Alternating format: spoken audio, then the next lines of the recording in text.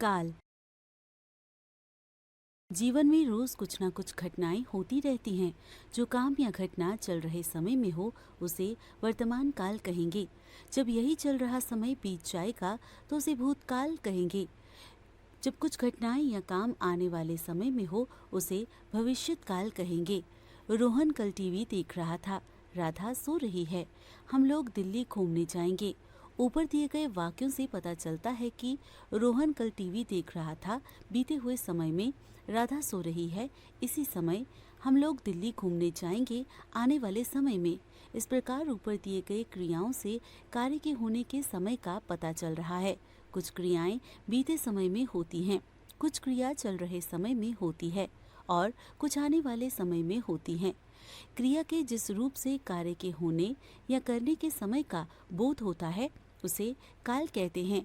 काल के 3 भेद होते हैं: भूतकाल, वर्तमान काल, भविष्यत काल। भूतकाल: झांसी की वो रानी थी, बहादुर थी, मर्दानी थी। इतिहास के पन्नों पर लिखी अमर उसकी कहानी थी। झांसी की वो रानी थी, बहादुर थी, मर्दानी थी। दिए गए काव्यांश में प्रत्येक क्रिया काम गुजरे हुए अर्थात बीते हुए समय में होने का पता चलता है, इसलिए इसे भूतकाल की क्रियाएं कहेंगे। दूसरे शब्दों में कहें तो था, थी, थे और क्रिया के खाया, खाई, खाए, लाई, लाए आदि रूपों के आने पर भूतकाल होता है।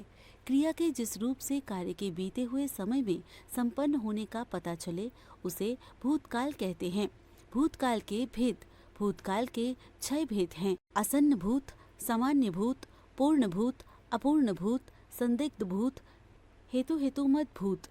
आसन्न भूत: आसन्न का अर्थ निकट होता है, अतः भूतकाल की क्रिया के जिस रूप से कार्य के अभी अभी समाप्त होने का पता चले उसे आसन्न भूत कहते हैं। जैसे अमन ने मिठाई खा ली है, पापा थोड़ी देर पहले ही दफ्तर से लौटे हैं। ऊपर दिए गए वाक्यों में खा ली है तथा लौटे हैं क्रियाओं से पता चल रहा है कि कार्य अभी अभी पूरा हुआ है, अतः ये आसन्न भूत की क्रियाएं हैं। सामान्य भूत: क्रिया के जिस रूप से उसके बीते हुए समय में सामान्य रूप से होने का पता चलता है उसे सामान्य भूत कहते हैं। जैसे लिखा, पढ़ा, आए, गए, सुनाई, देखी, बनाई आदि। मामा जी आए, उसने फिल्म देखी। ऊपर दिए गए वाक्यों में आए तथा देखी सामान्य भूत की क्रियाएं हैं। पूर्ण भूत: क्रिया के जिस रूप से उसके बीते हुए समय में पूर्ण होने का पता चलता है उसे पूर्ण भूत कहते हैं। जैसे कल रेलगाड़ी जा चुकी थी, अंग्रेज भारत से जा चुके थे। ऊपर दिए गए वाक्यों में जा चुकी थी तथा जा चुके थे क्रियाओं से पता चलता है कि काम बहुत पहले पूरा हो चुका है, अतः ये क्रियाएं पूर्ण भूत की हैं। अपूर्ण भूत: क्रिया के जिस रूप से उसके बीते हुए समय में आरंभ होने का पता चलता है लेकिन उसके समाप्त होने का पता नहीं चलता, उसे अपूर्ण भूत कहते हैं। जैसे स्वरा खेल रही थी, हवाई जहाज उड़ रहा था। ऊपर दिए गए वाक्यों में खेल रही थी तथा उड़ रहा था क्रियाओं से पता चलता है कि कार्य बीते हुए समय में प्रारंभ हुआ था पर अभी तक पूरा नहीं हुआ, अतः ये क्रियाएं अपूर्ण भूत की हैं। संदिग्ध भूत: भूतकाल की क्रिया के जिस रूप से उसका बीते हुए समय में होना संदिग्ध हो उसे संदिग्ध भूत कहते हैं। जैसे उसने खाना खा लिया होगा, पूजा ने गीत गाया होगा। ऊपर दिए गए वाक्यों में खा लिया होगा तथा गाया होगा क्रियाओं के काम के होने में संदेह है, अतः ये संदिग्ध भूत की क्रियाएं हैं। हेतुमत भूत: भूतकाल की क्रिया के जिस रूप से उसके होने पर दूसरी क्रिया का होना निर्भर करे उसे हेतुमत भूत कहते हैं। जैसे वर्षा होती तो फसल होती, विनीत न आता तो अमूल भी नहीं आता। ऊपर दिए गए वाक्यों में फसल का होना वर्षा पर निर्भर है तथा अमूल का आना विनीत पर निर्भर है। दोनों ही वाक्यों में दूसरी क्रिया पहली क्रिया पर निर्भर है, अतः ये हेतुमत भूत की क्रियाएं हैं। वर्तमान काल: कक्षा 6 में अध्यापिका पढ़ा रही है। सारे विद्यार्थी उनसे हिंदी पढ़ रहे हैं। मोनिका शिक्षिका के प्रश्नों का उत्तर दे रही है। सभी विद्यार्थी ध्यान से उसकी बात सुन रहे हैं। बच्चों, ऊपर दिए गए गद्यांश में रंगीन भाग को ध्यान से देखिए, जिसमें से हमें वर्तमान समय अर्थात चल रहे समय में होने वाले कार्यों का पता चलता है। इसलिए इन्हें वर्तमान काल की क्रियाएं कहेंगे। दूसरे शब्दों में कहें तो है और हैं से पहले अगर ता, ती, ते, रहा, रही, रहे, रहे हो तो वर्तमान काल होता है। क्रिया के जिस रूप से कार्य के वर्तमान समय में होने का पता चले उसे वर्तमान काल कहते हैं। वर्तमान काल में क्रिया के समय में अंतर होता है। इस आधार पर इस काल के 3 भेद होते हैं। वर्तमान काल के भेद। वर्तमान काल के 3 भेद हैं: सामान्य वर्तमान, अपूर्ण वर्तमान, संदिग्ध वर्तमान।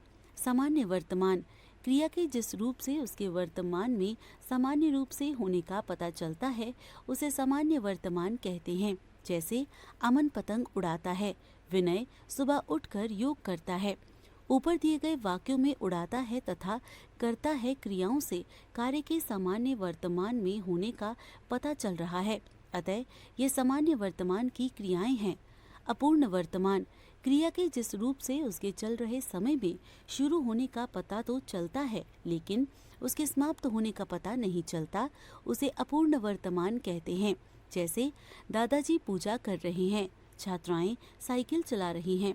ऊपर दिए गए वाक्यों में कर रहे हैं तथा चला रही है क्रियाओं से कार्य के जारी रहने का बोध हो रहा है, अतः ये अपूर्ण वर्तमान की क्रियाएं हैं। संदिग्ध वर्तमान वर्तमान काल की जिस क्रिया से उसके चल रहे समय में होने का संदेह होता है उसे संदिग्ध वर्तमान कहते हैं। जैसे बावर्ची खाना बना रहा होगा, इस समय पुलकित सोता होगा। ऊपर दिए गए वाक्यों में बना रहा होगा तथा सोता होगा क्रियाओं से काम के वर्तमान काल में होने में संदेह है, अतः ये संदिग्ध वर्तमान की क्रियाएं हैं। भविष्यत काल मुझे आशा है तुम मेरी बातों को घर में दोहराओगी और अच्छे से पढ़ोगी और माता पिता का नाम रोशन करोगी। इससे जितनी खुशी तुम्हें मिलेगी उतनी कहीं किसी बात से नहीं मिलेगी। बच्चों, ऊपर दिए गए गद्यांश को ध्यान से देखिए। आने वाले समय में काम के होने का पता चल रहा है जो आया नहीं है, इसलिए इसे भविष्यत काल कहेंगे क्योंकि इसे कोई देख नहीं सकता। क्रिया के अंत में गा, गी, गे या शायद से शुरू वाक्य के अंत में आए, चले, मिले, जाएं आदि से भविष्यत काल की पहचान होती है। क्रिया के जिस रूप से कार्य के आने वाले समय में होने का पता चले उसे भविष्यत काल कहते हैं। इसे सामान्य रूप से हम भविष्य काल भी कहते हैं। भविष्यत काल के भेद। भविष्यत काल के 3 भेद हैं: सामान्य भविष्यत, संभाव्य भविष्यत, हेतु हेतुमत भविष्यत। सामान्य भविष्यत भविष्यत काल की जिस क्रिया से उसके आने वाले समय में सामान्य रूप से होने का पता चले उसे सामान्य भविष्यत कहते हैं। जैसे निशा कल विद्यालय जाएगी, हम छुट्टियों में शिमला जाएंगे। ऊपर दिए गए वाक्यों में जाएगी तथा जाएंगे क्रिया से कार्य के भविष्य में सामान्य रूप से होने का पता चल रहा है, अतः ये सामान्य भविष्यत की क्रियाएं हैं। संभाव्य भविष्यत भविष्यत काल की जिस क्रिया से उसके भविष्य में होने में संदेह हो उसे संभाव्य भविष्यत कहते हैं। जैसे शायद आज मामा जी आएंगे, संभव है हम मुंबई जाएं।